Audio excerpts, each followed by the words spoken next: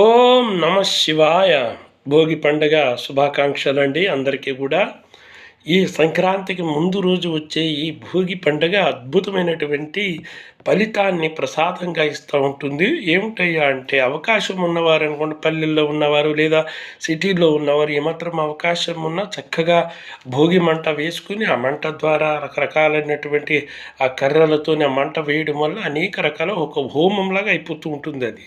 ఒకవేళ కుదరలేదు అనుకోండి, సిటీ కల్చర్లో ఉన్నాము, ఎక్కడ అవకాశం లేదు, అపార్ట్మెంట్స్లో ఉన్నాము, ఇలాంటప్పుడు ఏం చేయాలయ్యా అంటే, ఇంట్లోనే చక్కగా దైవం దగ్గర ఒక మట్టి ప్రమిదలోని మాత్రం సైజులో మట్టి ప్రమిద తీసుకుని ఆ మట్టి ప్రమిదలోని ఒత్తులన్నా వేసుకోవచ్చు, లేదా చిన్న చిన్న సమిద కర్రలు దొరుకుతూ ఉంటాయి, వాటితోనైనా చిన్నగా ఒక హోమం లాగా చేసుకోవచ్చు అన్నమాట. దాంట్లోనే అంటే ఒత్తులు 8 ఒత్తులు వేసి మధ్యలోని కొద్దిగా ఆవు నెయ్యి, కొద్దిగా తేనె, కొబ్బరి నూనె, అలాగే కొన్ని బియ్యపు పిండి, ఇలా రకరకాల ద్రవ్యాలన్నీ కూడా వేసుకోవచ్చు. కొద్దిగా బెల్లం చిన్న ముక్క లాంటిది, ఇవన్నీ వేస్తే హోమం చేసినట్టు అయిపోతుంది. ఆ భోగి మంట వేసినటువంటి ఫలం ఇస్తుంది. అగ్నిదేవుడు ప్రసన్నుడవుతూ ఉంటాడన్నమాట.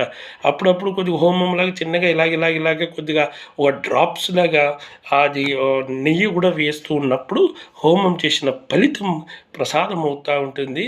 చాలా గొప్ప విశేషమైనది ఈ భోగి పండుగ. అందరికీ మరొకసారి శుభాకాంక్షలు తెలియజేస్తూ ఉన్నామండి. మంచిది. ఓం నమ శివాయ.